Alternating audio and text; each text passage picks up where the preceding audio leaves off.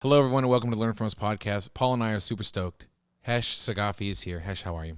I'm doing good. Thank you so much. So spell his name for us real quick. I can't at this point. So Paul and I have been pronouncing your name wrong for 2 weeks. So hyping it up.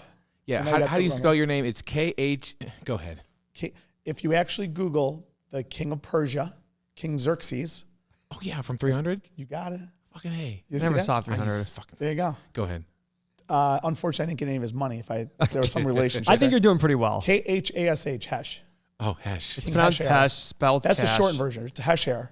King Hesher of Persia. What do you do in this world? Tell me. I'm a loan officer. I'm a salesman, so I do mortgages. People want to buy a house, buy a house, or refinance a house. I do mortgages, so I'm a loan officer.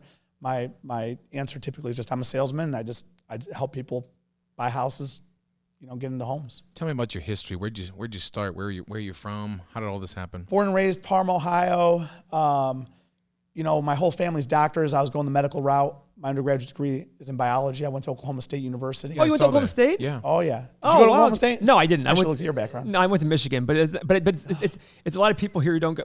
Really? Hey, Really? you can't see it like Really? I got my Michigan State wrestling shirt on under here. Listen, I like Michigan State. One of my wrestlers I coached at Brecksville wrestles at University of Michigan right now. I know. I saw you post on LinkedIn once when he was there. Yeah. See, we've been LinkedIn buddies for a long time. I don't know how that happened, but not in football. I don't care for Michigan, of course. Whatever. So when a dude walks in with cauliflower ear, he's a bad motherfucker. Or it could be like me. It just means I got my head hit a lot. Did you wrestle at Oklahoma State? There's not many other reasons I would have gone out there, quite honestly. That's what I was wondering. How'd you get to Oklahoma State? Maybe to see Garth Brooks or something. See Garth Brooks from Oklahoma State. Oh, really? Yeah. How'd you do out there? How was wrestling? I was a career backup, actually. I would love to tell you. I wrestled out there for 5 years. We won a team title in 1994. It was awesome. I could talk about my teammates. Pat Smith, one of my roommates, my teammate, won first four-time national champion in NCAA history. My wrestling coach won 6 world titles, 2 gold medals. I've got more of a who's who. I was lucky because when I wrestled there, my whole team, half of them, God knows, wrestle in the Olympics and stuff like that. Come on. I was surrounded for 5 years of probably the most impressionable time of my life by people who, in that arena, all they knew was to be the best. And I was lucky. I look back on it, I was 18 to 23 years old, in that for all the dumb things I've done in my life, I paid attention very closely.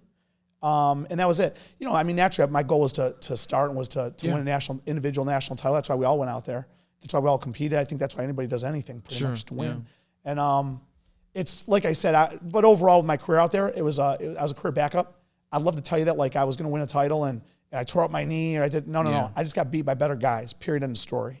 And but again, what I learned, I trained with my wrestling coach who won the Olympics in 92. He won 2 Olympic gold medals, actually, 88 and 92. I was his training partner, essentially. Twice a day we worked out for the 92 Olympics. That little bubble of working out with him for that time, to see somebody training to be the absolute best of the best of the best, and how they did it, how his mindset was, the conversations we had. I just took all of that and I just applied it to what I do in business today. It's like taking candy from a baby. It's the easiest concepts in the world. It's just, if you're on time, you're late. Show up, come in early, stay late, put in the extra work, focus on your task. If it's not going to help you win, you don't do it. If it helps you win, you do more of it. If it does not help you win, you do less of it. I say to people all the time, I say, how I do anything is how I do everything. It's just a simple concept. So what year did you graduate college?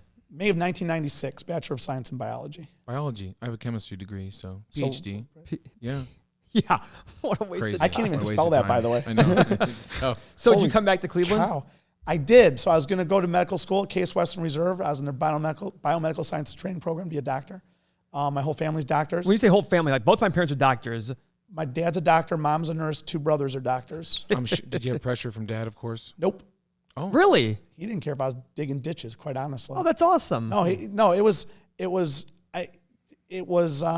never, not at all. And everybody always says that to me. Oh, that you didn't become a doctor because you didn't want to be that. No, I wanted to be. I was just a little jerk when I came home from school. What do you mean by that? I was going out 7 nights a week. Were you really? I was 23 years old. You know what I'm saying? I lived in Oklahoma by myself for 5 years with a bunch of college. You ever see the movie Animal House? Yeah. You know what I'm saying? I can tell you a couple times I woke up outside the trailer, like in the grass. I was feeling for my legs and arms. I was like, they're still attached. This is a good day. We had a good night. I'm alive. Got my hands and fingers still. You know, so I mean, ultimately, it wasn't the route that I ended up going and completing. So my one friend was doing mortgages at the time, and I started doing mortgages, but we were trying everything. Immediately in 96? No, 97, I started flipping houses. 99, I started trading in the stock market. Of course, in 99. I had this mad crush on Maria Bartiromo on CNBC. We all did. Everybody did, right? That's the only reason I was buying stocks. You know what I'm saying? I was wondering, is she going to see my name on the board? Like, who bought this worthless stock? Why did you bought that stock? With his credit card. Someone's trying to put through a credit card to buy stocks. You're joking. Oh, God. Oh, I could tell you stories, man. The best story ever was Critical Path, CPTH. This one stock, I figured it out. I finally figured out how to do the day. I mean, I was day trading like a madman, right? And finally, I figured out how this was going to work, right? So I call my broker in the morning. I'm like, listen, write this down. When this stock comes out, it's going to IPO. When it comes out, you buy it as soon as it's out. We're going to ride the wave for 2 days. I've studied these things. After 2 days, they all drop through the floor. We're going to short it in 2 days. We're going to buy it when it comes out. We're going to short it in 2 days. And we're going to make all this money. On and on. So all of a sudden, like, I come home, my buddy Marty, he's a doctor today. He's a surgeon, actually. And Marty calls me. He's like, hey, do you see Critical Path? This is 12 o'clock in the afternoon. He's like, you see Critical Path? And I was like, no. I was like, what's it at? He's like, it came out, it IPO'd at $45 a share. It's at $65, up $20 a share. I was like, oh my God, this is great. Because we were just getting killed. Like, we're losing. Finally, it's like our first victory like in a year. Just like, we're so mentally tortured from this. We're going crazy. And Mario says, do you think you're broken? Do you think he bought it? And I was like, of course he bought it. I had him write the directions down. Because up until this time, our broker was screwing so many things up. Yeah. And I was like, he wrote it down. And Marty's like, he's always called me to tell me, you know, he bought it. And I was like, no. So I called down there. He went to lunch. He was out, didn't make the buy when it IPO'd out. So I'm so enraged. I called down there to Prudential, it was at the time. I get the manager on the phone. It's at $65 a share. And I'm like, short it now. Sell it short. And she's like, sir, do you realize what that really means? Did you know what it meant? I had no idea. Short it now. Well, I mean, what that means, folks, is you take somebody else's shares, you sell them, you take them on the market, and then later on your goal is the price falls, you replace their shares with lower price shares, you make the spread. You buy it back. The thing is there's unlimited loss potential. When you buy a stock and it goes up, you make money. But when you short a stock and it goes up, you're losing money. Yeah. The problem with shorting it, the ceiling's endless. Of course. So, of course, Critical Path became the first IPO internet stock that not only did it not go down after the second day, which I shorted it the first day, by the way, at $65 a share, it actually proceeded to get as high as $185 a share. How many shares did you short? Literally whatever I could cash advance off of my credit cards. I've always kind of worked like that. Like I've cash advance credit cards. Not today though. Oh no. I'm so debt averse today. Oh my God. If there's not a dollar, I use my American Express to charge all of our business stuff on because I get my points. Of course. Points. And then you have to charge $1 million to buy a pair of socks at TJ Maxx. That's what your points get you. Yeah. But I'm serious. No, when I started like doing stuff in 97, like flipping houses and stuff like that. Oh man, I was a credit card king, man. Oh, I'd buy stocks, cash advance the credit card, deposit the cash in the bank account, go down to Merrill Lynch. I took a second mortgage on my house because my stockbroker called me with a stock. He's whispering to me on the phone, and I have no real job. This is the best. I'm watching it. This is gone. This has gone way off the rails here. Listen to this story. So I'm watching Sci-Fi. Look at him laughing. The Incredible Hulk. Yeah. I'm watching The Incredible Hulk on Sci-Fi, like the old ones from the 60s and 70s. With David, I'm watching The Incredible Hulk, and my stockbroker from Merrill Lynch calls me. He's like, Hash, I got this inside tip on this stock. Oh, gee. It's AVDI is the call sign, right? Now I'm on my couch in my house. I live by myself. I got The Incredible Hulk on. It's like 8 o'clock in the morning. I'm laying on my couch watching TV, and he's whispering. So then I'm like, what's this? What is it? Like I'm whispering. You know what I'm saying? Like I live by myself.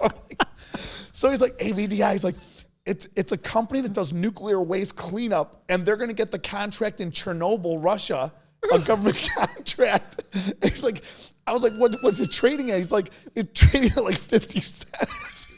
This is the best. He's like, in 3 months, it's going to be trading like $10-20. Oh my God. So I was like, dude, I got no money. I was wiped out, Oh my God. So seriously, so he's like, but you just bought that house in Parma, didn't you? I bought my first house in Wellington Avenue in Parma. And I'm like, yeah, I did. if I got no equity, I went FHA, I put a little money down, whatever, you know. He's like, no. At Merrill Lynch, we got this loan. We can give you 25% more than the house is worth. And what year is this? This is, well, I bought the house May 5th of 98. This is 1999. And that soon, it was still 25% more than the house is worth. They would give it to you. It's called a 125. They give you 25% more than the appraisal. So he's like, hey, let me run some numbers here. I'll talk to some of our guys and I'll see what I can get. But how did they get it done so fast? Merrill Lynch had the program. When you start studying when these types of loans came back after Glass-Steagall was disassembled by Graham Leach Bliley in November of 1990.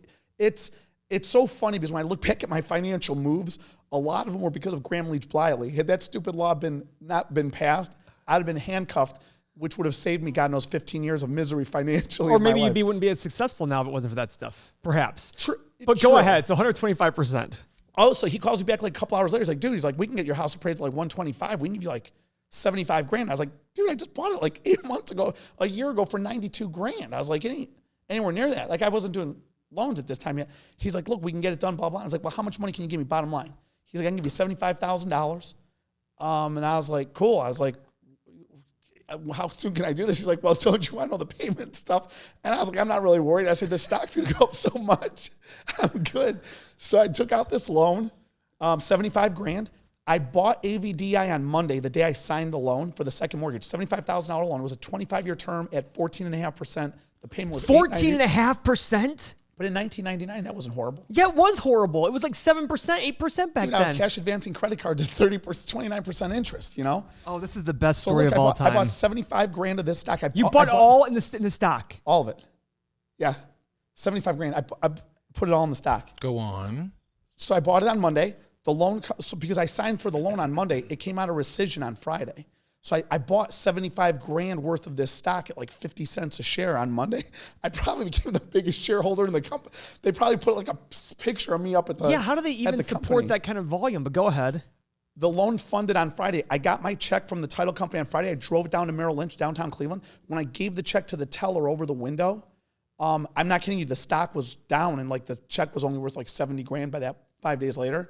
And ultimately, all the money was lost. I have no idea what ended up happening to that company. Just another grand failure of my financial But let's endeavors. talk about this for a second. That was the heyday of internet stocks. Mm-hmm. But you got to remember, though, that's not much different than what happens today. It just, in hindsight, it looks stupid. But it's the same thing that happens today with people in investing. You know what I mean? Bitcoin. 2 years ago, I had people coming to me saying, Khash, are you investing in Bitcoin? And I was like, oh, no. I learned my lesson. But it's not just Bitcoin. Even it's things that's so simple as stocks and real estate that are actually reasonable companies, but people pay too much for them. It doesn't matter. It's not much different than what Khash did in the 90s with garbage companies. It's no different. If you pay too much, I'm just trying to sit there and say, we look at hindsight and people are probably listening going, oh, that's so stupid. Well, it's no different than buying a $150,000 Parma house now and getting $1,200 a month in rent. I'm like, it is different, but that's still a bad investment. You know what I mean? Oh my, so did you lose your house? No. I had a second mortgage on the house for $75,000 that I paid on. I finally paid it off a few years ago. Whatever. So, no, I just had a second mortgage on the house. Wow. I mean, my mind has always worked in scales, right? And Let's I call hear it that. scaling. What do you mean? Okay. What I mean is where I am, how do I go to the next step? Whether it was wrestling at Oklahoma State, it was I want to win the national title. Well, to get there, I had to surround myself by the people who win national titles. So I went to Oklahoma State University. Then when I was wrestling, competing, whatever it was like, I want to win this match because it'll get me to my next match. When I started, I always wanted to make a lot of money. So I just looked at like flipping houses. It was like, hey, I can buy this house for 30 grand and if I could fix it for 20 and I'm 50 deep and I could sell it for 60, I make 10. And then the next house I buy, I'm not, so it's just scaling up. Same thing with day trading in the stock market. I tried that. It was just a matter of I could buy this stock and I can make this much money. I could reinvest it and turn this much into that much. And it's just scaling. And that's how I do with my current company right now. It's just scaling and building. So how'd you get let's get back into that then. How'd you get in the mortgage business overall? I had a friend who was doing mortgages at that time. The person we know or a different person? Common people we know. Okay. Common people we know. Okay. So they were doing mortgages at that time. And, for me, it was day trade. Flipping houses didn't work. Day trading stocks didn't work. I tried doing a lot of different things. It just wasn't quite working. And then I looked at the loan stuff as like being kind of on the side. Like, hey, I can make a few grand here doing this, and I could use that to do houses or whatever it was. So I started doing that, and the next thing I knew, like, that was that started working for me very well. And then I just went full time with it in 2000. And then from there, it was just. That was a great time to go full time with it. That was right before. There's always a good time. I mean, today is a better time than it was back then. Oh, no. I hear what you're saying. No, and I'm glad you're saying that because I'm a big believer in that. It's all about. You're not going to be made or break by the market. It's how you run things. You know what I mean? A million billion percent. It's hard. It was easier to do loans back then, but I believe because of technology. When I started my company in 2002 out of my house on Wellington Avenue in Parma, I think I got 4 phone lines. Because I had one fax and 3 actual phone lines. I had 4 phone lines. I was the first one in that area to get cable internet. Oh, really? People put cable internet in. Like when I had 4 phone lines, I'm not kidding you. Like we'd be out at a club with me and my friends, and like my one buddy would say, you got 5 girls standing around you. He's got 4 phone lines at home. He'd be like, stop that, stop it. Well, what do you do with 4 phone? I'm running a business, whatever it is. I mean, it's just, you just start building and doing things and trying different things and 1,000. But when I started my business in 2002, to talk to 1,000 people, I had to send out 1,000 mail pieces. Today, I just go onto Facebook and do a post, and it's seen by 200-300 people. And if I pay $10 to boost it, it goes in front of 1,000. I think it's so much easier today to be financially successful and successful in anything. Wrestling. When I wrestled in college, we had VHS tapes. That's how we scouted people. If we had a tape on them, that was it. Oklahoma State was the end-all be-all. So we had the most tapes, but even that's limited. Today, just on my cell phone, I could pull up any wrestler anywhere in this country, any match you want to see. We could scout anybody while we're sitting in the stands, and one of my kids is wrestling this kid next. We could pull this kid up in his last match and watch him. It's so easy. The information today to be successful, I think it's so easy today. So easy. So when you started in 2002, it was just you? Yes. So tell me about your volume your first year. Tell me about how did it start? Like, was it like the other ones where it was just like, after, was it kind of like, oh man, it actually worked out pretty well to start? When I started my business in 2002, my degree's in biology. I've never had a business degree or communications degree or anything like that at all. You're not missing much. Yeah. Oh, yeah. I'm missing more with my biology degree than anything, probably, right? No, the business degree you said, but go ahead. It's just a matter of driving business in. Again, it's delegate. I'm a huge delegator. I drove enough business in, and then when I became too inundated with things, I was like, okay, I've got to hire somebody who can take care of these things that are not my strong suit and waste my time. So that's all it is. I started delegating. Children out there who listen to the podcast and watch it, does this sound familiar? I would assume that a wrestler would not have this mindset. You're so individualistic. You're out on your own. You have to do everything yourself. But you don't, though, as a wrestler. Yeah, but a lot of business owners, many of which of our friends, they can't. They're not business owners then. The idea of delegation, not doing everything yourself. Gotta delegate. There's a couple principles of business that I believe in. One of them is don't have a partner. Business rule number 1, which I shouldn't say in front of you guys, right? Because partners over here. Listen, it doesn't. Go ahead. Okay, one rule. Another rule is delegate, delegate, delegate. You have to delegate. You must. No one's good at everything. Did you get burned by a partner? You could say that. Off record, we will talk about it silently because here's the thing though. Even me as a partner, I wouldn't want to be partners with myself. I mean, I'm an ultra high type D personality on the personality testing stuff. I mean, ultra high. It's like I'm all red. Okay. I think that as far as I wouldn't want to be 50-50 partners with me because I'm very, I'm very specific. I'm very particular. I want things a certain way. And for Hesh, that works. And I will say that I think you have to be very cautious with partners. And I always tell people, my thing is you pick a partner the way you delegate. I pick a partner based on, can they do something that I'm not willing or good at? If the answer is yes, you partner. If the answer is no, you don't. Yes. That's my big rule about partnerships is like, if you can't partner with, remember we start Crossroads Creative. I said, you guys are all going to do different things. That's why it can work. Yeah. But if you're both trying to be the salespeople and nobody wants to be in charge of finance or accounting or advertising, what's going to happen? 1,000%. It's going to be hard. I was shown a formula. January 19th, 2002, for me personally, was like life-changing in the world of business. How do you remember all these dates? I don't even know what today is. Well, that was a relatively easy date to remember because the Chicago Bears played the Philadelphia Eagles on that day in Chicago, the playoff game too on top of it. But so it's easy to remember that date. But I went to a Ditka's restaurant with a gentleman who was worth $800 million, and he wrote on a napkin, which of course I've since lost. My great story of like that's where I started. It doesn't exist. I should probably just fake one and just I'll have him write it. Nobody will ever know. Okay, so January 19th, 2002. So I asked him like, what's a plan to follow? He showed me a few different ideas that to this day, like when it comes to achieving a goal, there's 3 steps to achieving a goal he gave me. Go on. Number 1 is identify your goal. So identify your goal, step 1. Step 2 is come up with these success-oriented actions to achieve the goal. That's step 2. Step 3 is to execute. So how much is this guy worth?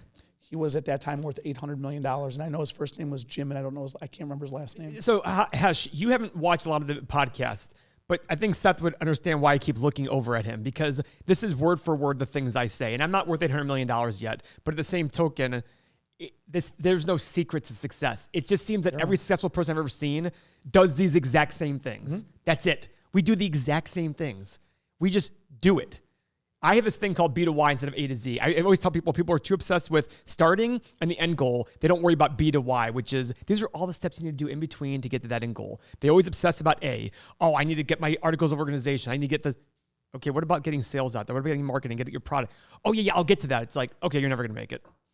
I agree with you 1,000%. I just told somebody this morning, activity creates activity. Just do something. Just go, like I was talking to a salesman yesterday, and this individual, he was saying that, well, Khash, I'm not sure what, I've been told to go to talk to 5 different people. I'm not sure. I said, just do something. Just today, call one human being, just do something. Like too many people are paralyzed, like, oh my God, there's so much to do. Just do something. Just dial a number on your phone. I'm dead serious. Like it's just, we keep looking at each other, and I hope you're looking at me for the same reason I'm looking at you. Why are you looking at me? The fact that you two haven't met, but you say the same damn thing. It's because it's like I talk about being a libertarian. We all sound the same. Successful people all sound the same. There's a different plot. He's in mortgages. I'm not in mortgages. Somebody else might be in tech, whatever it is. That's not the point. The point is it's all the same actions. That's why when people tell me my business is different, I just go, please stop talking to me.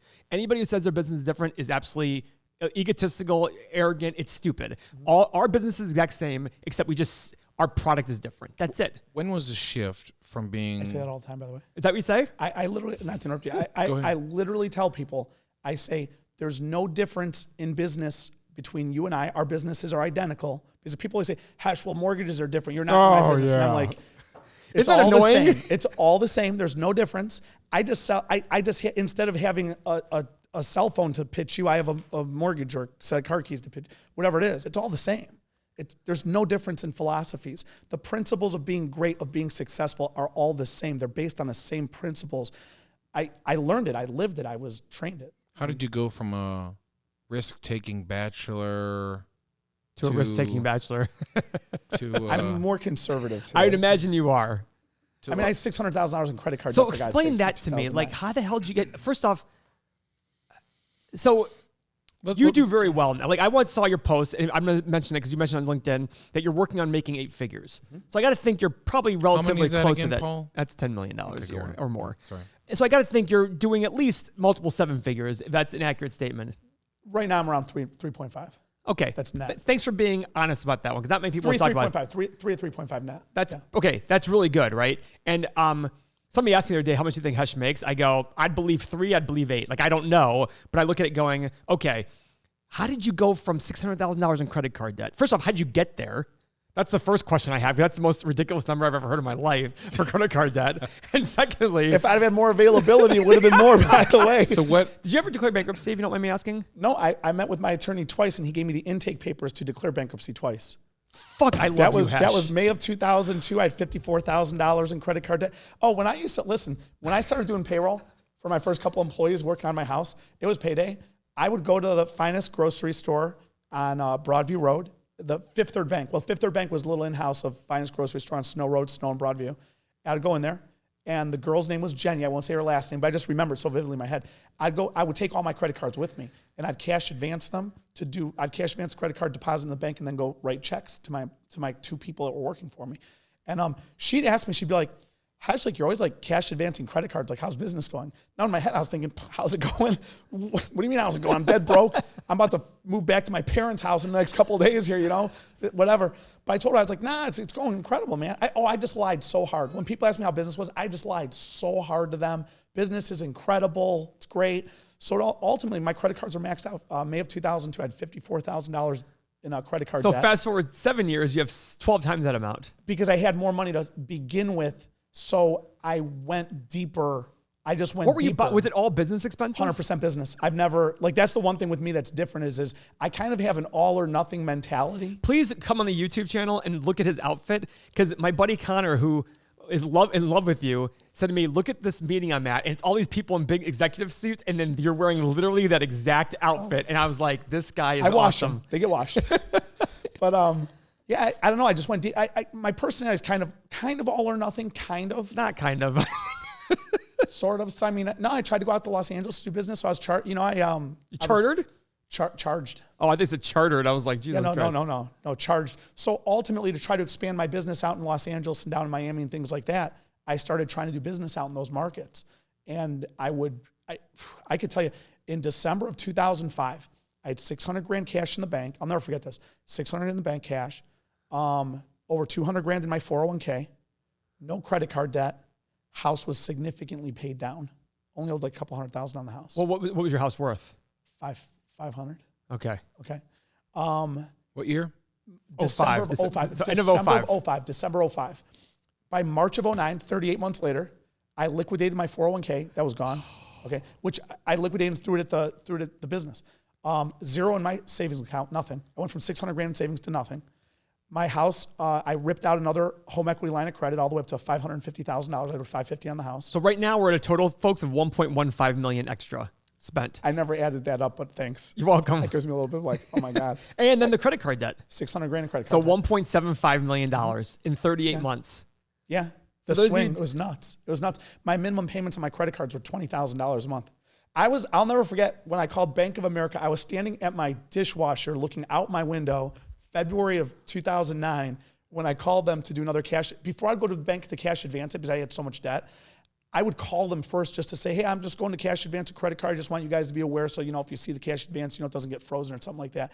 And I'll never forget when the lady goes, you're going to do cash advance? I said, yeah. She says, hold one moment, please. And then someone else came on the line, Bank of America, and they were like, sir, what's the cash advance for? And I was like, fat lady singing. And I was like, well, I'm just using it for some business expenses, whatever. And they were like, we're not going to allow any more cash advances on this card. You can charge it, you could swipe it, but you can't advance on it. That was February of 2009. In March, and then Chase Bank sends me a letter that they checked my credit, and because of my credit card usage, they raised the interest rate to 29.99. I'll never forget that one. That was intense. That was real intense.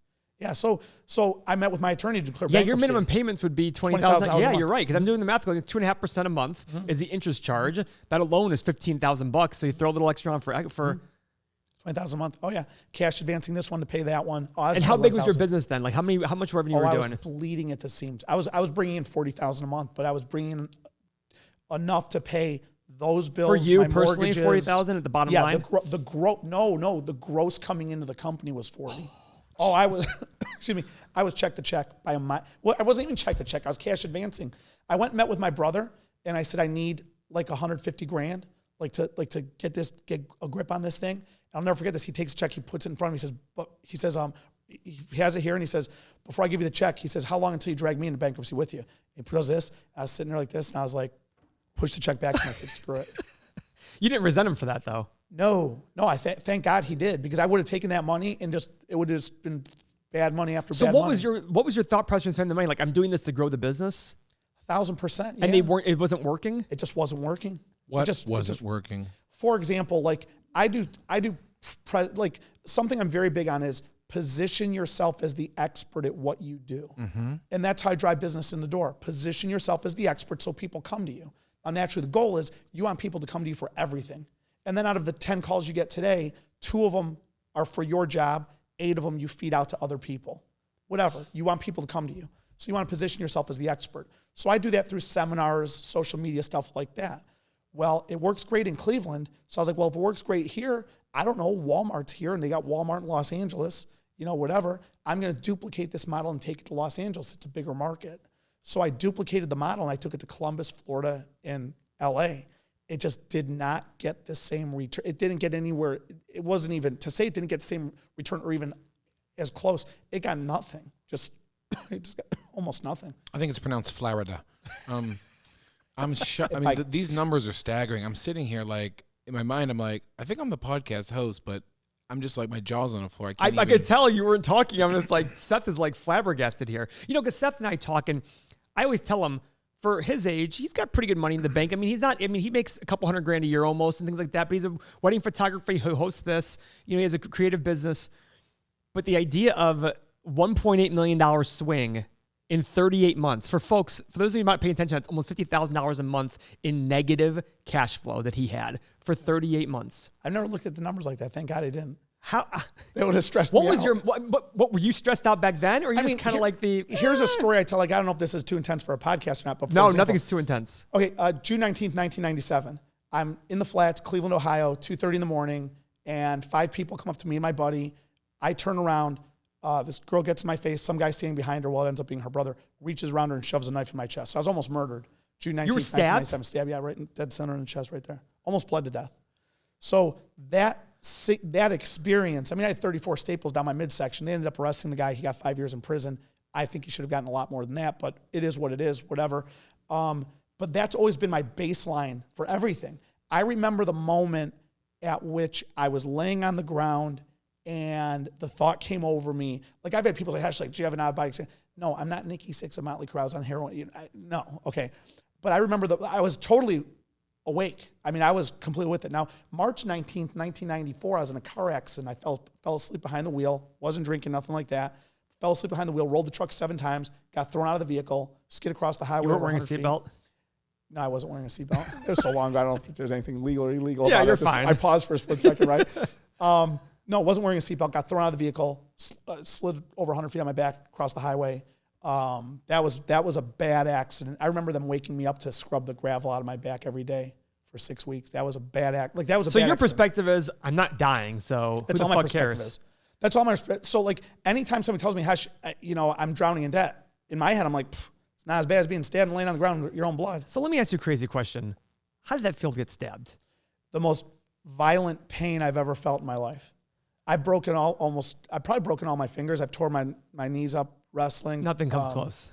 It's not even remotely. It's when that thing hit me, this quick, I knew, like, I'm stabbed. That's a knife hitting me. Oh, it was bad. It was violent. It was violent is the word I use for it. Is that it was a jam in the chest, and it was dead center, right? That's where the knife was in, right there. And that was violent. That was very violent pain. And so, like, that experience, June 1997, quite honestly, like, this could be just the craziest thing in the world to say. I really don't think about it a lot.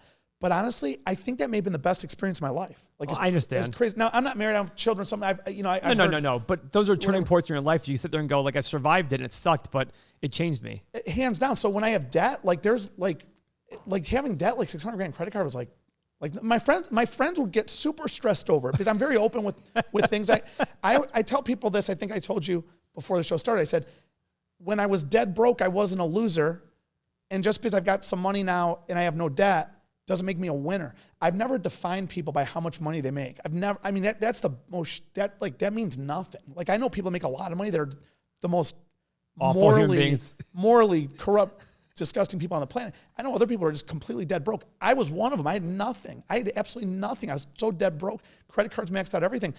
It didn't make me That was worse than dead broke. Like, dead broke means like, all right, I got nothing. No, you owed people. Oh, it was bad. It was real bad. Like, getting those. What's your parents say? Did you talk to your parents about it? No, I never told them. I get yelled at. Isn't it funny how we still care about that stuff? Yeah, they'd have yelled at me for sure if I had told them. But your brother knew. He didn't know. No, he didn't know the amount of debt. He wouldn't have yelled at me. He'd have beat the piss out of me.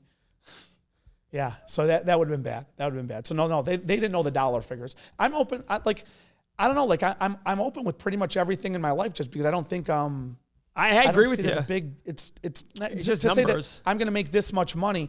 I don't, like, for me personally, I say this to my employees every Friday at 10 a.m. I give them a talk on success, and I tell them how much money I'm going to make this year, whatever it is. I want them to know that because it's like, guys, you can do this. Like I'm making 7 figures. It's like, if I can do it, look at me. I'm nothing special.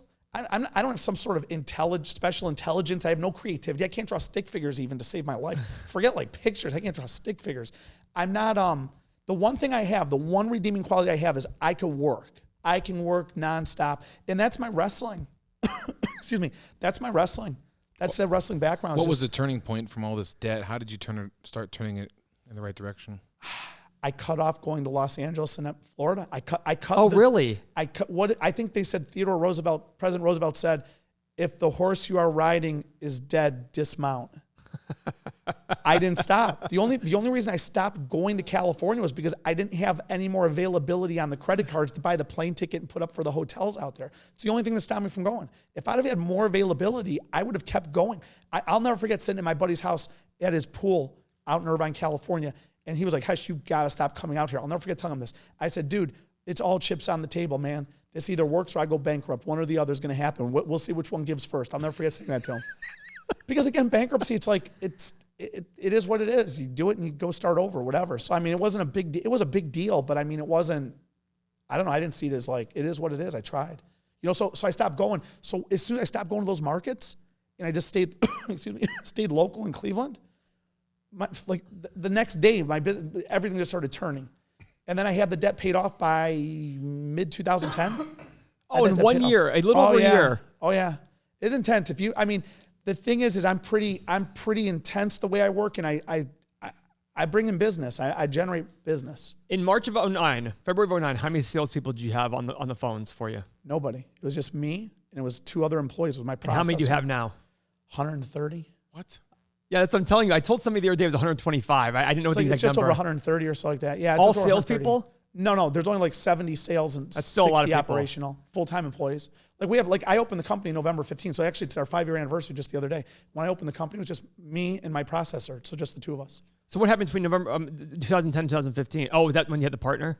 I can't say I didn't have a partner. I wasn't a business partner with anybody.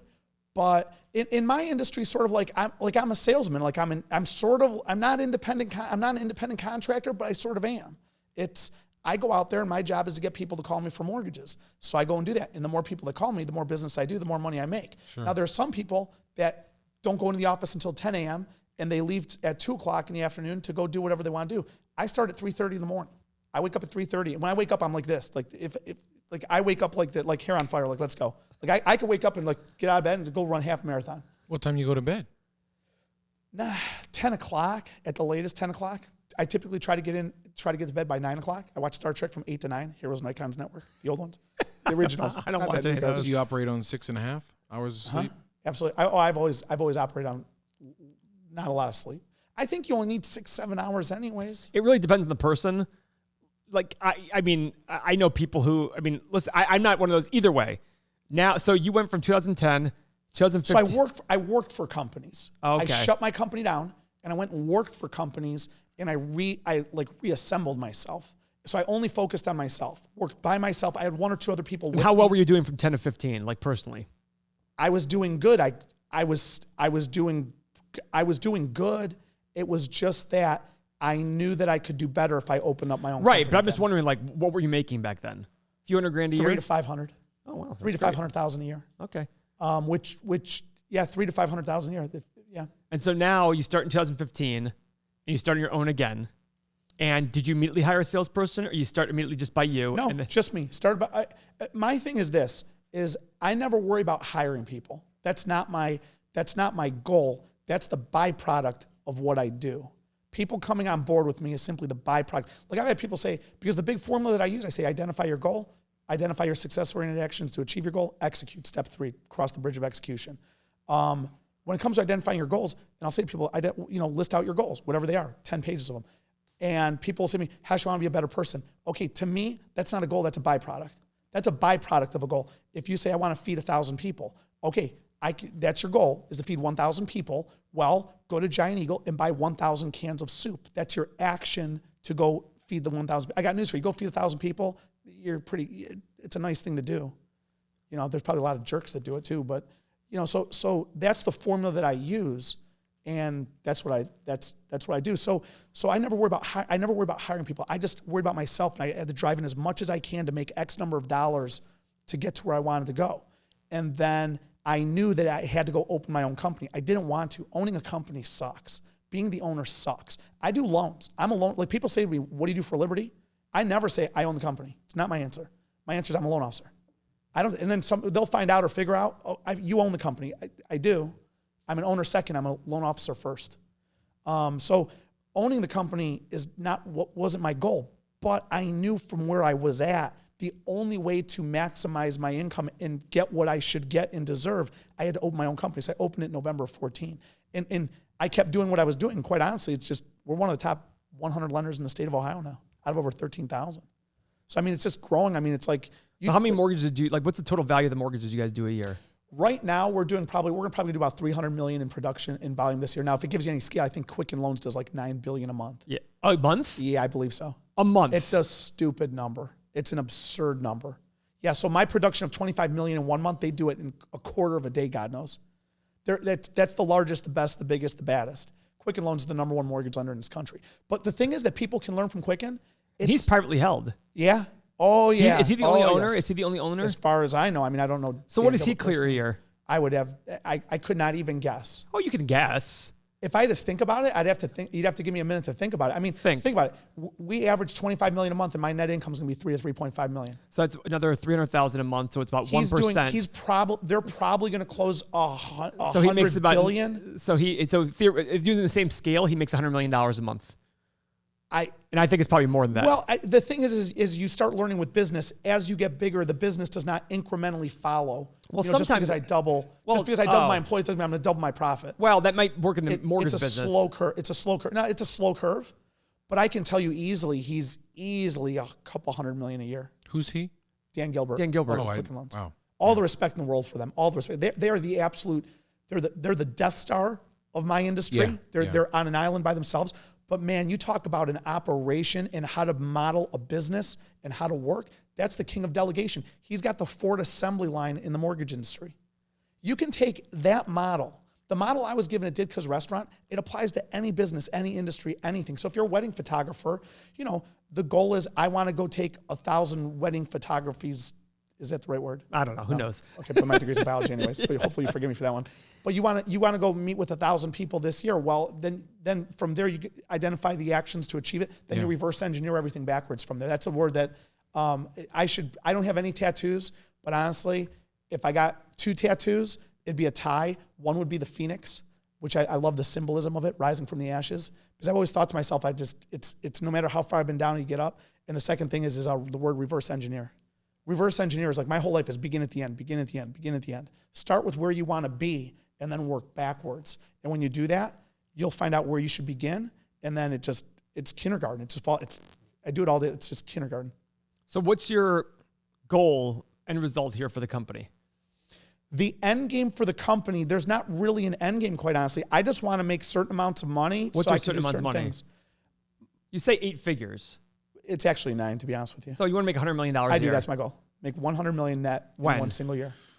I kind of put a time frame of like 14 years on it. So by the time you're 60? By the time I'm 60 years old. That's my goal. And what are you going to do with the money? Yeah, what is all this for? Like, quite honestly, it's to do different things. The thing is like, it's, again, the money is not the primary goal. The primary goal is to help others and do other things. Like you guys doing this podcast, like my greatest satisfaction is I spoke to a loan officer when I was driving here. He's in Palm Beach, Florida. The way he does business doesn't fit my business model, but he wants to come on board. I hooked him up with somebody up in Michigan who has an operation that fits his model. The best feeling in the world was when he said, "Hush," he said, "I can't believe how honest you're being with me. I'm ready." He reads all my LinkedIn posts, and those things charge people up, especially in my industry, because they see the money. They're like, "Oh my God, who doesn't want to get a $75,000 paycheck in one single month?" People see that and they lose their minds. So the greatest satisfaction is just helping other people. It's just helping. It's seeing other people successful. It's the feelings. One of my wrestlers is looking at going to wrestle at Penn State or Oklahoma State. Penn State's like the bee's knees, right? For the last decade, they have been absolutely. Yeah. Or Cornell. You coach still? Yeah, I'm a volunteer assistant at Brexville High School. Volunteer assistant. Nice. Do you live in Brecksville? I live in Broadview Heights. Oh yeah. Yeah. So So, but the thing is, to think one of my wrestlers, my little wrestler at Michigan, to think of like the feeling he has when he puts on the singlet and steps onto the mat at University of Michigan in front of the crowd, Division I wrestling, man, there's nothing like it, man. It's just awesome. So to know that they're going to have that feeling that I felt 25 years ago doing that at OSU, it's just awesome, man. There's nothing like it. And just other people. It's just Oklahoma State, folks, not Ohio State. Yeah, sorry, I forgot that we're in Ohio. Again, it's helping other people achieve things. That's truly. Do you have a girlfriend? I'm a little bit more private with my private life. I don't, but never married. Never married, no children. Do you have a desire to get married? Aspire for that. That was always a goal, to get married, have children, have a family. That is, but that's not something that I would force. Of course, if it happens, it happens. Well, I'm not married either, but I just started dating somebody the first time in like 15 years recently. So it's not like, I don't say it from a like, because we've gotten that all the time, right? But I don't say that at all. I mean, I get asked that question 8,000 times a day about it. I truly, a lot, especially with my friends and stuff. It's just, again, that's something that if it happens, it happens. That's not my primary focus. My primary focus is work, what I do, what we do. I mean, we have people in our company, to help people in the organization that... So what does the average salesperson in your company make? I can tell you the bottom is 55 and the top is going to be somewhere around 700 this year. Wow. We're still a fairly new company. So, it's going up. It's going up. If you average it all out, it's probably in the 80 to 100 range. It's... Right, and probably the people early on are making the 55, the people in their first year, second, not the people in their... Correct. So is everybody 100% commission? No, you get minimum wage draw, things like that. You have your base pay is minimum wage, stuff like that. And I see your posts all the time. And everybody follow him on LinkedIn because he writes these long posts. What are these LinkedIn posts all about? I do. He uses recruiting, right? Yeah, LinkedIn's my recruiting side. Yeah. So social media is an absolute must. If you're a human being in society today and you want to get business in anything, if you want to sweep floors, you must have a social media presence. That's a fact. Facebook, Instagram, Twitter, LinkedIn, the 4 biggest social media platforms on planet Earth. You've got to be into those platforms. So LinkedIn is business to business. Facebook, demographically, I'm Generation X. I was born in 73. Facebook is a somewhat, quote unquote, older generation. Instagram is millennials, younger, whatever. Twitter, I don't really deal with Twitter. To me, neither do I. I'm not a Twitter person. It's more for like the young kids in the news. They get their news updates from Twitter. Is that where okay, fair enough. So LinkedIn, I use LinkedIn because it's B2B for recruiting of loan officers. So LinkedIn is my aggressive approach, aggressive personality. The truth of the matter is when it comes to mortgages, I just think I'm the best. I don't think anybody touches me. Why? Work ethic, knowledge, commitment, honesty, integrity. I just think I've got it. I think I've got all the bases covered. That's just my belief. Now, mind you, if I went to wrestle somebody, of course, how can you not have that belief? How could you not think you're going to win? You're going to go out and win the game. Baker Mayfield, Cleveland Browns. I hope he thinks he's going to win this. We could joke about it, whatever it is. But the truth is, don't forget, guys, that guy's a Heisman Trophy winner, top level athlete. That dude thinks he's winning every single time he goes out there. I don't care if he's playing Tom Brady every single game this year. He's going to say, I'm beating this dude. Let's go back to the media, because I like to think I specialize in this. YouTube would argue that they're the largest social media platform. Do you utilize YouTube as much as you should? Okay, when I say social media, see, my brain's not clicking on that. Go on. But you are correct. YouTube's the second largest search engine in the world. So I absolutely agree that YouTube is a huge platform. But my question to you would be, how many people go onto YouTube to engage others? It's Facebook, Instagram, LinkedIn, Twitter. Sure. YouTube's great for learning, though. It's absolutely great. I think YouTube is something that's good. It's good to put something there and then pitch it on the other social platforms. Yeah, I was wondering if you... I agree with everything you're saying. I was just wondering, I don't think we're utilizing YouTube as much as we need to. We're starting to do that now. Are you? Not even close. Yeah. Not even close. Not even because you mentioned close. You're very proud about your keynote speeches. You're delivering many deliveries a month. When was the peak of that? It sounds like you've slowed down. No, it's the same. It's at the end of the day, it's a focus group. It's a group of people who I can do business with and can do business with me, who I stand in front of for 2 hours and I educate them. I'm huge on education. It's the, what is it? It's the giver's get. Yeah. Give with no expectation of receiving in return. Give, then ask. That's it. No, give, and give and give and give and give and give and give. Wow. I never ask for business. He's meaning. I hate asking for. I do not ask for business. I do not like asking for business. It makes me want to feel like I want to go take a shower. You get a lot of leads from. I emailed you once and said, "How do you get your leads?" You said Lending Tree or something like that. Well, for my call center in my company, we buy Lending Tree leads, which is active engagement. What do you pay for those leads? We pay $100,000 a month for that. How many leads do you get? We pay $28 a lead, I believe, for Lending Tree leads. So you get about 4,000, 38, 35. Whatever the number is. We spend $100,000 a month on Lending Tree. We spend $35,000 a month on Zillow. We spend about $150,000. And what percentage of Lending Tree ones are you closing? 1.8% is our closing rate with Lending Tree. So if you're spending online leads, so if you spend $38, 1.8%, you're basically spending times 50, so $2,000 per sale on that one. That's your cost. You know what? I don't do the math down to that level. Oh, sorry. Oh, you're allowed to. I have somebody else that does it for me. Oh, and I don't blame you for that. Somebody I'm just wondering. Yeah, I'm just wondering myself, like, what the margin, because you, according to your posts, you pay the best out of like anybody. I pay the best in the country. We pay the most. We pay almost. Is that a fact? Legitimately, I believe it's a fact. Wait a minute. I believe it's a fact. I'm trying to look up your because I want to read one of your posts to out loud. Change is horrible. No one likes it. I eat pretty much the same food every day. I listen to the same songs every day. I follow the same schedule every day. I do not like change. Years ago when I left the company whom I worked for, it was hard to pull the trigger and jump. But there was one thing even worse than changing. Working for a company, knowing that something better is out there, or thinking that something better is out there and not changing. That is worse than changing. Even though I do not like to change at all, I refuse to settle when I know that something better is out there. Had I settled where I was, I would still have been making six figures and felt stuck. I moved, I'm now making seven figures, and business has never been better. If you self-generate your own purchase business anywhere in this country and you're considering a move, get a hold of me. I'll get you from where you are to where I am. Call me at 216-780-1103 or shoot me a PM. I'm hiring hashtags. Hashtags? Yeah, it's KH. Yeah, it's a little. But the other ones, he sits there and goes like, listen, this is the check for one of my guys. They made $17,800 this week. He just writes that. He's like 17,000. I'm assuming they're all true. Yeah, 1,000% here. I mean, I'll pull up. I believe you. Show you payroll. But I'm sitting there saying, like, I like his post because I'm sitting there going, like, yeah, this guy's very blunt. When I first read it, I'm like, man, this guy's cocky. Then I'm like, no, he's just honest about this. And I spoke to you on the phone. You're a very humble guy. I'm like, okay, this guy isn't, because the mortgage business has a lot of shady characters. It's Talk bad. about them. Here's the thing: is that it's the least sophisticated industry, in my opinion.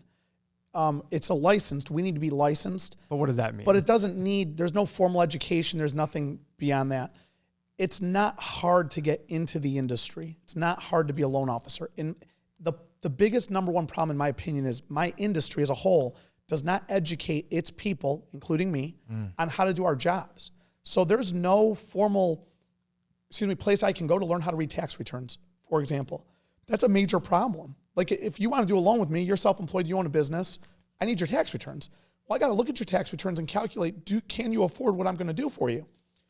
It's the blind leading the blind. People started a company, it's just get thrown in the fire. And I'm dealing with your financial transaction, which is typically a house is the largest financial transaction anybody will ever do in their whole life. And I'm dealing with this. And my level of education is I graduated high school. I went to college and got a degree in biology, which has nothing to do with what I do. And there's no formal education or training on it. So it's a very unsophisticated industry, and you're dealing with consumers at probably one of the most vulnerable times of their life. And they view you as the expert. Like, you're supposed to be the expert. Which is just insanity. I mean, complete insanity. Well, it's no different than the financial industry with these guys peddling mutual funds and stuff like that. They don't know shit. It's crazy. So I mean, it's intense. It's intense. Do you approve all the loans that come through your office, or you don't have to do that? No, we're too big for me to do that. I figured that, but I think I remember reading a few years ago that you did. Well, that's when I was teeny tiny. It was just me. Yeah, I did. I did my own, So when did you start? When did you start posting on LinkedIn? I think it was August 13th, 2017. He loves these dates. It was right before payroll of August 15th, I want to say it was. Because here, I made a commitment. LinkedIn, I hated LinkedIn for years. Yeah. Because I would do a post on LinkedIn, and not one person would like or comment. And I was like, this is the most worthless thing on the planet. But then what it came down to, I made a commitment in August of 17. I said, I'm going to start recruiting. Because I post on Facebook. Facebook is my positive, happy side. The truth is I'm a very positive person. I'm a very optimistic person. I don't take your LinkedIn as negative. It's the aggressive truth side to what I do. That doesn't make it negative. Oh, it's not negative. I don't mean it as negative. Okay. But I would never post on Facebook how much money I pay people. I would never do that in a million years because on Facebook, I'm networked into real estate agents. And they would attack you and be like, I got you. Oh my God, what's this guy doing? And on and on and on. So they look at it the wrong way. Now, the truth is a real estate agent can post, well, they can't. There's certain laws and restrictions, whatever. But anybody who's good at their job can post, I got a $50,000 paycheck today, or this person got paid $50,000 today. But the thing for me, especially with my posting on LinkedIn, what I've come to the conclusion of, like, I'm just going to throw it all out. Like, here it is. I don't know. Like, if you're working for another company and you want to see what else is out there, you've got to see it. Like, this is what the truth is. Like, this is what we do.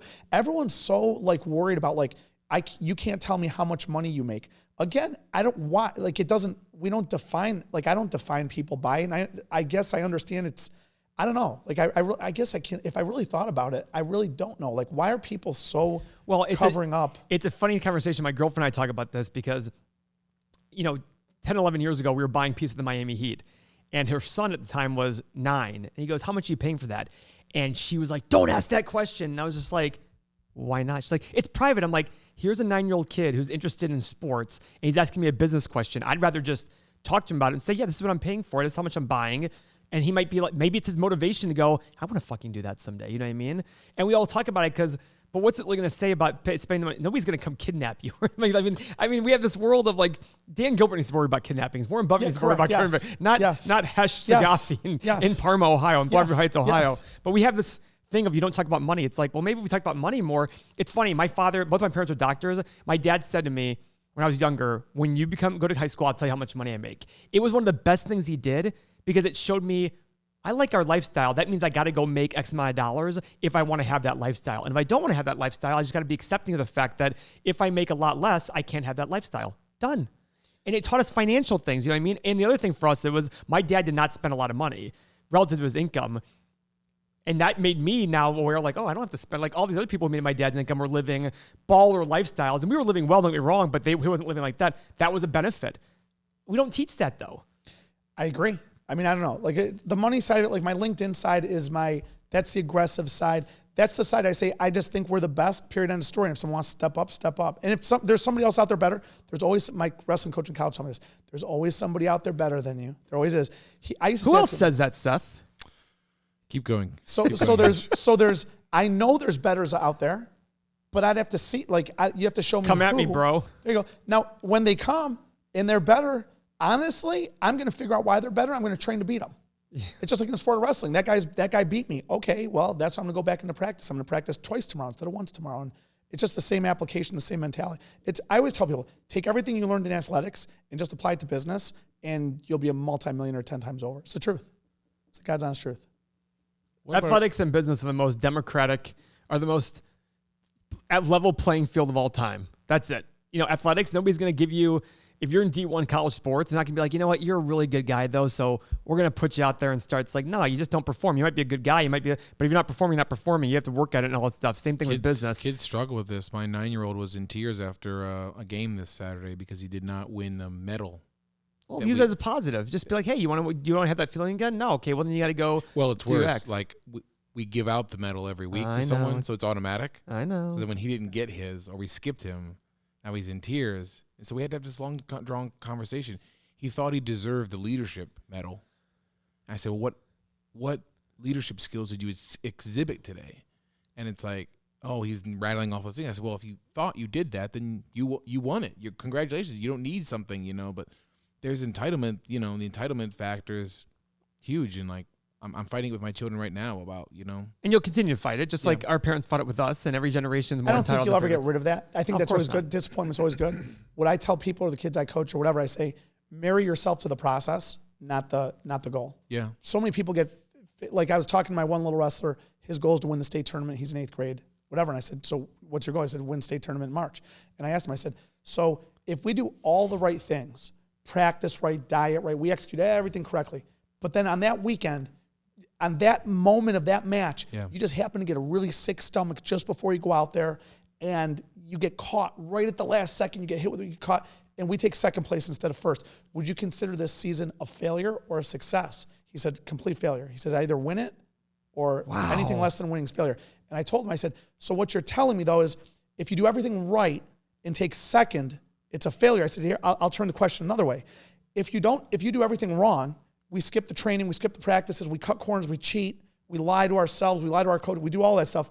But then all of a sudden, you happen to catch that amount of stomachache. A good bracket. The guy you wrestle gets the stomachache. You don't. You catch him, you win. You win the state tournament. So now you're a state champion. But you and I know, nobody else knows, that we cheated to get to where we were. We cut corners and everything.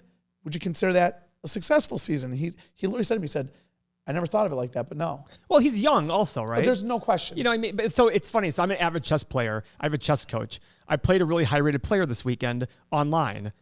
The guy had me smoked. Then I got active. Whenever you're down a lot in chess, your best move is get active, open them up to mistakes. Because the more options, the more aggressive you are, the more options you have to consider. He made one big blunder. He resigned immediately. I went to my chess coach. I go, I won on a massive blunder. We need to go look at this game. So I'm beating myself up over it because I'm like, I should not have won that game. You play that thing 500 times, I win once. It just happened to be that. When it's like the Michigan State game years ago, 1 in 500 chance, the thing gets bobbled. He runs in for the touchdown. And I looked at it going, so I'm now the mentality because I'm 38. When I play chess, and if I lose to a high-rated player, but I'm like, man, but look, I took him to the end, and I missed this one move right here when we put it in analysis. But when you're a kid, it's hard because you have to sit there and train these people of going like, listen, at the end of the day, it's the preparation, because if you do that same preparation 100 times, you'll get the result more times than not. And that's what we're here for. It's marry yourself to the process. That's why people say trust the process. We got to write that one down. Write that one down. It's the truth. Yeah, it's 100%. I say that all the time to people. Is don't marry. The problem is we marry ourselves to goals. Well, it's the same thing as investing. Everybody right now tells me I'm wrong in investing because, Paul, look, the stock market's up every day. But if you do this stock market on these valuations 100 times in history, it will not end up good 80 or 5 or 90 times. Mm-hmm. It might end up good 10 times, but that doesn't mean you did it right. Hence why you were day trading as a moron when you were 26 years old, right? Did you have any business day trading? Zero. But you were doing it. Why? Because everybody else was. And like, it's easy to make money. I'd watch the stock CNBC in the morning before the opening. You were jerking off to Maria Bartiromo at night. Like, this is the best thing ever. Listen, this is all very similar to the things we talk about on the podcast. And it's not because of anything other than success is not some complicated secret. It's just, here it is.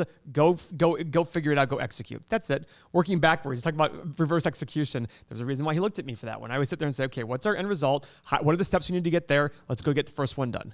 And the people who get the steps done faster are the ones who hit the goal faster. That's reverse it. engineering. Yep. That's it. He wants to make $100 million by the time he's 60. He's got to work backwards. But the funny thing is, before you came on the show today, we were talking on a previous podcast, and I said, I want to have 10,000 units by the time I'm 50. We'll get there.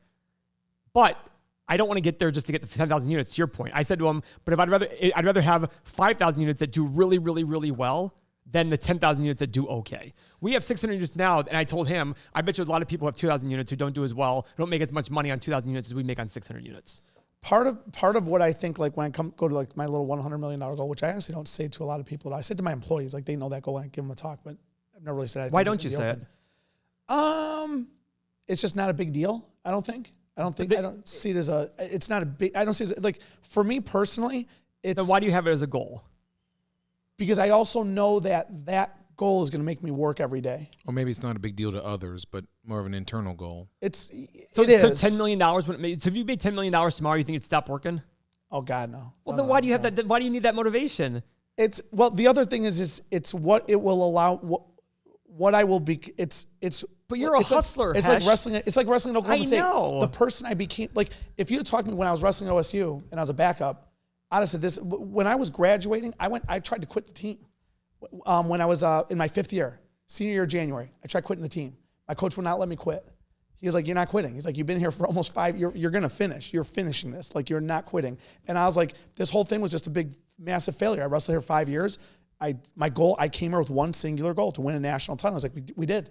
We won it in 1994, and I was like, that's a team title. It's great. I mean, I want an individual title, whatever. And he wouldn't let me quit the team. And when I look back at that, it's the greatest thing he gave me probably was not allowing me to quit, because I see now who I became in the process was greater than the goal I was trying to shoot for. Okay, but what is 100 million? But here's my thing. I was telling him just today that my goals now have changed in the sense of that. I have my habits. I have my motivation. You have your habits, your motivation. You think that's going to stop because you make $10 million in a year? It won't stop at all. So to me, it won't stop at 100 million either, by the way. That's exactly my point. Like, it doesn't matter. You're correct. So when I ask you, why don't you tell people about the $100 million goal? I'm asking, I'm trying to be difficult here going, but why don't you, if it's not important, then why do you have it? But if it is important, then why do you say it? It must be important enough. Like, I can tell you this one for sure. There's no doubt in my mind it's got, like, 30 has to occur. That's a number that must occur. 30 million. It must, because that's too possible. 100 million's like in my brain. Don't forget that's a net number in one single year. Before taxes, though. After tax. Oh. You mean net, like after tax, tax? Like on your tax return, you're going to say that's how much I made. And the IRS is going to say, well, you got to pay taxes on that. Yeah. Number. It'd be like saying a W-2 of $100 million. Right. So it says before tax. You have to pay taxes on that 3.5. Mm-hmm. It's not grow. Gotcha. Yes. Okay. It's after stripping all expenses out. Yep. Gotcha. 100 left. Well, my thing is that with like that number, it's like that's a big number. That's a big number. So was 10 million. No, very doable. So doable. No, I know that. I'm just telling you listen, I've been thinking since I was in high school I'm a billionaire, and people always look at me like, I had somebody once met me, he's like, hey, somebody once told me that you think you're going to be a billionaire. I'm like, first off, that doesn't matter. But two, I don't think I'm going to be a billionaire. It's just a matter of time. Like I don't even wake up in the morning going, man, I hope. But I will say this. My life has gone through a lot of change in the last 5 years. Maybe 10 years from now, something happens. I get stabbed in the stomach in the flats, and I go, you know what? Fuck it. I have more than I need anyhow. I'm going to enjoy life because life is fragile. I don't know what's going to happen. The line I get most of all is, Hesh, you got to have other... when you give numbers to people, I want to make this much, or I made this much, whatever. It sounds very superficial. Yeah. Something I say constantly is whoever invented the saying that money doesn't buy happiness never had money. Okay. Do you think money buys happiness? God, no. Of course, I was almost murdered, for God's sake. I know, that's my point. Dead, okay? But you know what? I always say to people, money makes you happier. It allows you to do the things you want to do that allow you the benefits. There's no question. There's no question. The bottom line is money alleviates a lot of stress. That is unnecessary stress. Money allows you to wear up sweatpants and Adidas pants to everything you do in life. And I'm not kidding about that one. If you made $20,000 a year, you know what people say about you? Just like this? Well, no wonder he makes $20,000 a year. Look at him. But when you make $3.5 million a year, you just like that. It's like, that guy's crazy. And it's a cool crazy, though. It's eccentric, right? Do you wear this to the office? I'm going straight to the office after this, yeah. That's wonderful. I don't know though. I mean, I don't know. It's my clothes. What do you want me to tell you? It's nice. Like, these are my nice sweatpants. This is my favorite sweatshirt. It's my buddy. Hey, my buddy Pete and Pete from the Boys Recycling. Yeah, I was gonna say largest landowner in Cuyahoga County. My buddy Pete. Yeah, it's his sweatshirt. It's awesome. I got my Michigan State shirt. My buddy's Roger Chandler is the head wrestling coach of Michigan State University. I got my T-shirt there. Like everything I wear is like probably free. So what? I can't say it's free. It's my friend stuff. So what's your business gonna be worth when you make $100 million? It would be worth a few $100 million at the very least. So would you sell it off? You know what? I do have a friend who tells me, Hesh, the goal is to sell your business. Why? because you could sell it for. But why? I don't like it when people say, "Oh, you should have a goal of selling." I don't believe in that. I'm just asking you what your goal is. Like, I don't. But people always tell me like, "Oh, you should have an exit strategy." I'm like, no, I shouldn't. I want to do things that I want to do forever.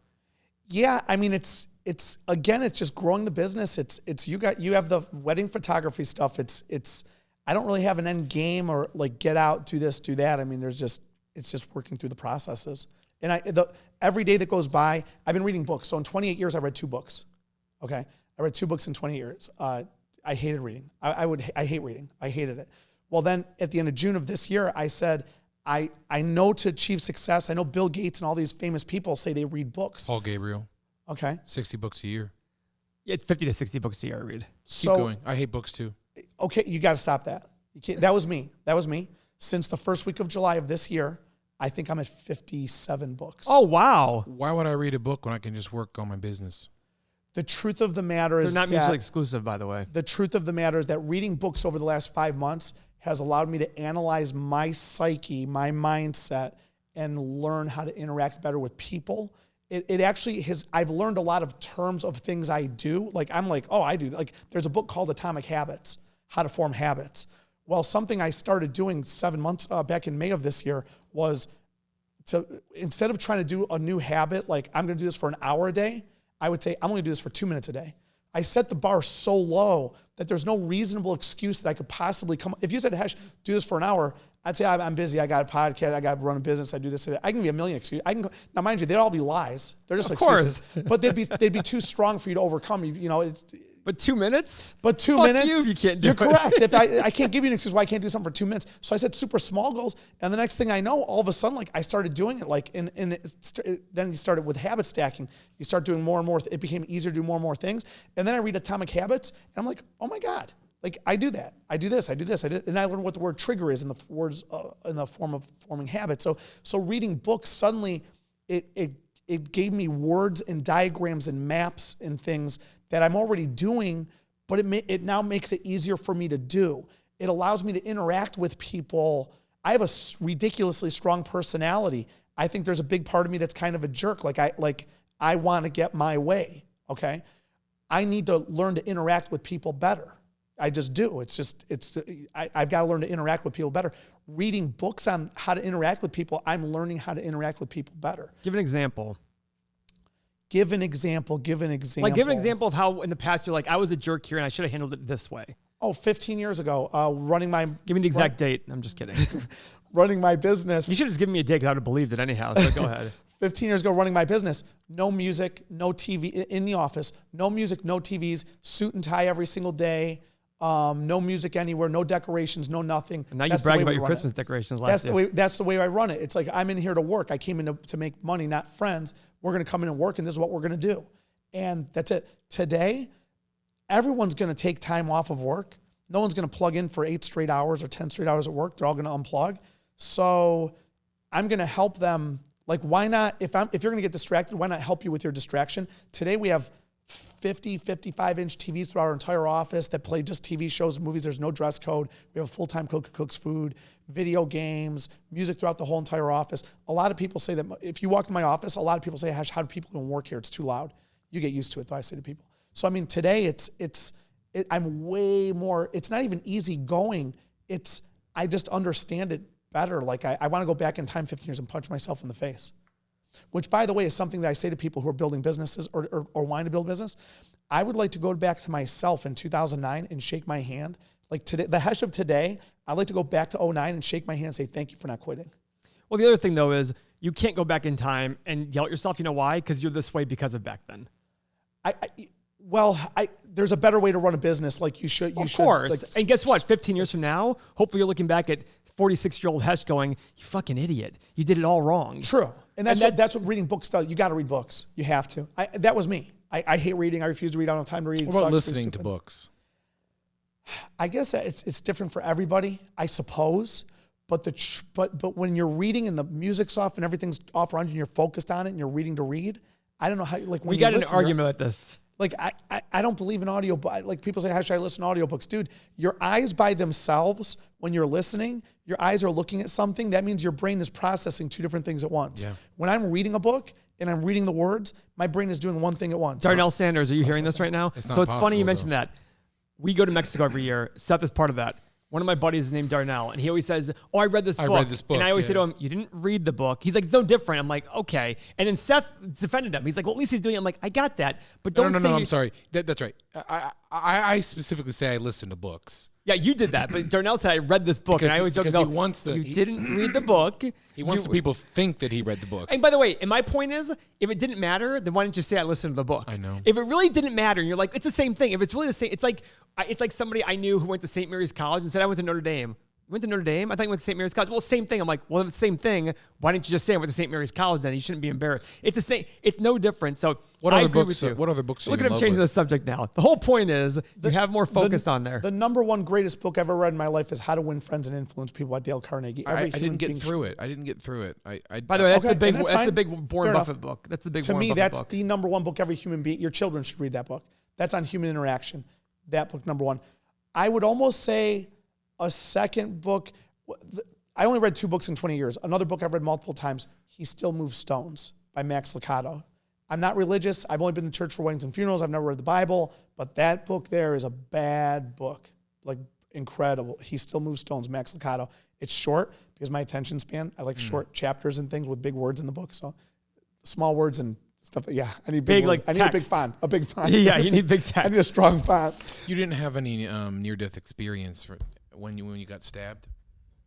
Yeah, I mean, you could say near death. I never out of body. Well, do you know that? No out of body. Do you know the whole near death experience? Like you made fun of Nikki Sixx from Motley Crue, so I'm very big on near death experiences. I love Motley Crue. Respectfully, I made fun of him. Well, I mean in the sense of like. Well, I read a lot about near-death experience, and because I've struggled from being a Catholic to going to atheism to going to agnosticism, and I'm still agnostic in a sense, but near-death experience being like literally the see the light, hear my see grandpa. The light. No. Zero. No, I was laying on the ground covered in blood on the dirty floor of BW3, and just laying there almost paralyzed. I mean, it was just I was bleeding So out. what happened? There was just a random like. Yep, me and my buddy walking back to our car, his car. And we're walking, and 5 people come up to us, and No, even give us your money or anything like that? Nope. Completely, just my hands were in my pocket. I turned around. Next thing I know, I had a knife shoved right in my chest. As random of an act of violence as you get. Yeah, it was bad. I mean, it was an intense situation. So, I mean, it's Max Lucado. Yeah, none of those experiences, not even remotely close, but He Still Moves Stones by Max Lucado. Very inspirational, very motivating. I've read that multiple times. Those two, I'd put at the top. And then you start going into Can't Hurt Me by David Goggins. That's an impressive one. Another one was written by Michael Jordan's trainer, which is a Relentless. I think it's called Relentless. Maybe it's not called Relentless. I forget exactly what it is. But man, there's some good. Atomic Habits is a great one. You know, I'm new to reading, but again, I'm mandatory reading every morning from 4 to 5 a.m. So I read 1 hour every single morning. Like this morning, I was reading on Agent Mind's Mastermind or something like that for real estate agents. Who are some people you look up to and like to follow? Who do I look up to? That is a great question. Wow, that's an interesting question. I have to really think about that one. It's not one person I follow. The AM stuff reminds me of Jocko. Do you know? I read his little book. His book's so wide, it screws up my book stacking. I got this little thing that I stack books on my countertop and I fit it, and his book like sticks way out, and it bothers me when I see it sticking out. Some of the things you say are very... Read it now, get it over with. Very... I read it already. Oh, so you just keep it. But I put it in my pile. Okay. So I got a little pile of books I've read. It's your trophy. It is. That's what Jerry Seinfeld calls them. He's like, why don't you buy books? They're just trophies. My friend who cleans my house, like, she always tries to... She stopped moving the books. I told her, I was like, don't move the book. Like, I got them. Like, that's where I've read. Like, I got them in my kitchen. I mean, obviously, some of the stuff you talk about seems very Gary V-ish. I've watched his videos and stuff a lot. I mean, a lot of it's just like principles, philosophies of sports and athletics. I love Bill Belichick. I have a friend, Marcus Ogden. Marcus played in the NFL for 6 years. His brother, Jonathan Ogden, just got named to the top 100 players in NFL history. And Marcus knows Bill Belichick, and Marcus tells me Bill Belichick stories all the time. Because that's what we talk about. Like, well, he probably doesn't want to talk about it. I do. So he always says, Bill Belichick always says, if you're on time, you're late. Like, just like philosophies and just like studying. Peyton Manning, like studying, knowing every single position on the, like, I love stuff like that. I just love it. So Paul hyped this podcast up to the point where we started super early today for us, typically. I couldn't sleep last night. I woke up and thought it was time for this podcast. It was 12:15. I woke up again at 2 and 4. Listen, I don't know Hesh from anybody. I mean, but I just thought to myself, like, based on the things that, you know, when I saw this picture, when Connor sent me the picture, I'm just like, yeah, this just seems like a guy who doesn't give a fuck. I mean, it's just like, that's I'm going to do what I want to do. And if you don't like it, I'm fine with that. And if you do like it, great, let's go. Talk about... right? Yeah, sort of. Yeah. Talk about working with kids in wrestling. What's it doing for you? No greater satisfaction in the world. It's the most fulfilling thing I've ever done in my life is coaching other kids. I'm incredibly interested. When they call me coach, like I just had my one wrestler, Kyle Roddy, wrestled at Princeton University, graduated from Princeton. Now he works in, you know, the real world, and he still calls me for advice on how he interacts. He's a manager, a high-level manager at a very big company, and he calls me for coaching advice on managing people, and he just dropped off. His dad just dropped off a couple Princeton wrestling shirts at my office, and there's no greater feeling than when I talk to Kyle. Will text me, Coach, I have a question. Do you have time? I call, hey Kyle, what's going on, buddy? Tesh, hey Coach, what's going on? There's no better. Like Aaron Acid, building Acid Academy. I helped Aaron build his little business. Aaron was my first state champion I had. I remember sitting in the stands. He was losing with 60 seconds to go in the match, and Purdue was recruiting him. Head coach of Purdue sitting next to me. And he's like, Hesh, I don't think he's going to win. I was like, he's got this, man. I'm telling you, he's got this. You just watch. He's not going to get beat. He's going to win this title. It's like, now all of a sudden, that little kid I coached in high school, he's running a business today. So every 3 weeks, he comes to my office, and we go over his financials, and he shows me his little spreadsheets and his P&Ls and balance sheets and stuff like that. And so I work with him. There's no greater satisfaction. I mean, so it's not even coaching them, it's seeing who they've become. Yeah. I just did a loan for one of my former wrestlers, Marshall, took out a 15-year loan. You know, I forced him into the 15-year conventional loan. I was like, you're doing a 15-year loan, and you're going to thank me for this. Hesh and I do not agree on that mentality, by the way. Yeah. Hesh and I called him one time about a home loan, and he said something. He's like, well, what are you looking at? I'm like, blah, blah. I'm like, well, I have the assets. Like, well, why don't you just pay cash? I'm just like, because that's a terrible idea. Okay. Well, yeah, no. I literally said, I'm like, well, that's financial freedom, debt free. But you can be financially free with debt. I'm financially free with debt. By the way, everybody listen to where Hesh came from, though. Different strokes. Tons and tons of debt. I am so terrified of debt. Like, I'm so debt averse. I'm just like, no way. I'm so terrified of paying cash for things. So terrified. No, but the thing is, though, is that like I think like from a my mind cannot be straight and focused if I'm worried about paying my bills. And that's what I always tell him. The only time you do this, it is not the smart financial move. But if you need to sleep at night, pay it off. Mm-hmm. Yeah, pay it off. I remember Hesh saying to me on the phone, like, "Well, then Paul, why don't you just pay cash?" I'm like, because that's a terrible idea. Well, the whole goal is to feel good in the world, right? So, I'm interested in this wrestling. My 6-year-old 50-pounder did quite well. I see a natural talent, and so I'd love to maybe. You wrestled. I wrestled very, very briefly. At Walsh Jesuit High School. Very briefly. Very impressive high school. A lot of great history there. Yeah, but anyway, I'd love to talk off the podcast because I want to get him. I see him flourishing. He absolutely loves it, and so bring him to Seasons Wrestling Club at Brecksville High School in the summertime, starting in March. That's when Seasons opens up, starting in March. Bring him up there. We have kids of all ages, 5 years old on up, through high school. It's the best wrestling freestyle club in the state of Ohio. We win that title every year. It's wrestling's the oldest and greatest sport in the history of mankind. There's no better sport to teach self-reliance, discipline, motivation, focusing on a goal. I mean, you step in between a circle and no bias with though. One person there. Yeah, sorry about that. At least they're acknowledging that. The biggest thing with children, especially so you're young. He's 6 years old. Yeah. Here's my advice to you is keep it as fun as humanly possible. It's not about winning. It's about effort. Yeah. Just go out there and just do your best. We're all over the place. You get pinned, hey, you get pinned. That's cool. Okay. Yeah. It's not about winning. It's just the effort. Allow them to do as many other sports as he can. Allow him to do anything he wants, but just have fun with it as much as possible. Make it as fun as possible. And I will tell you this, like everything I am today is because of the sport of wrestling. Of course, it's my parents, it's my family, it's my friends. Sure. But wrestling without a doubt. I mean, I can tell you stories of, I know like my one coach, Kendall Cross. Kendall won the Olympics in 1996. I'll never forget Kendall telling me, if I don't make the Olympic team, this was in 1992. He made the Olympic team in 92. He didn't medal, but he won the Olympics in 96. I'll never forget Kendall saying to me, if I don't make the team, and this weekend, like, I don't know what I'm going to do for food.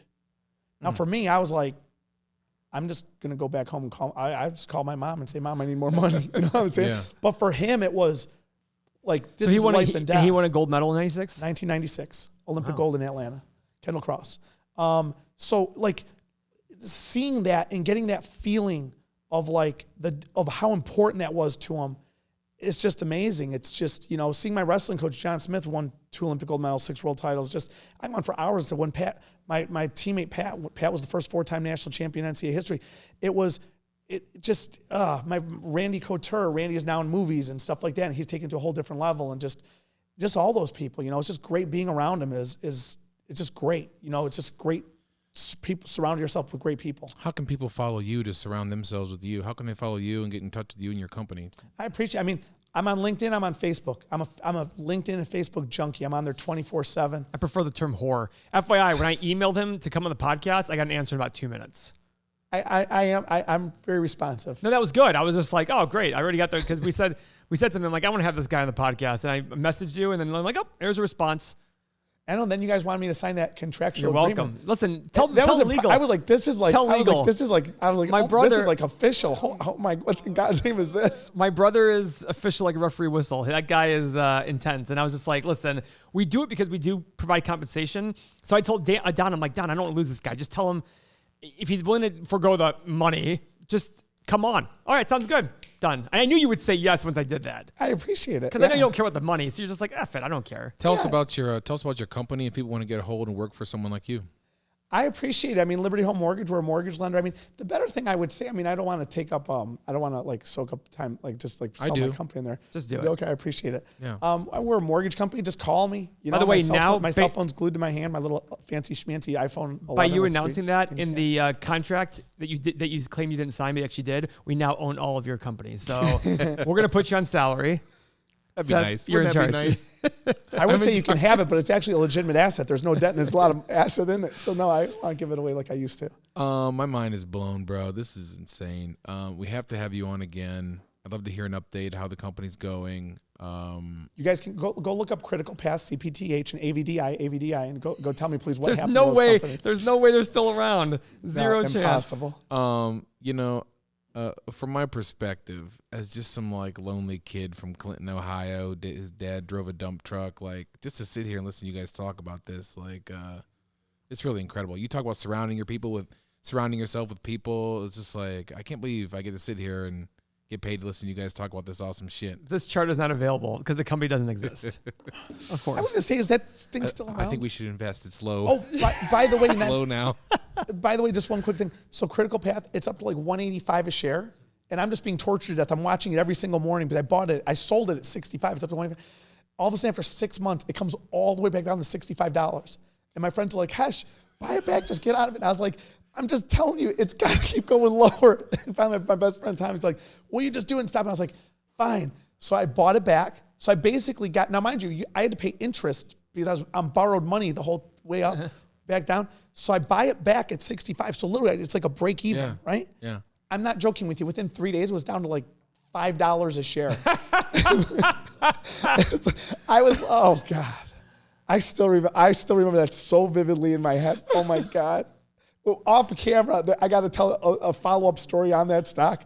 I just don't want to tell it, so it's recorded. All right, we'll do it off camera. There's a real funny ending to that thing. What's your website? Where can people find you guys? LibertyHM.com, Liberty Home Mortgage. That's my website. It's just your generic site. I mean, I need a website, whatever.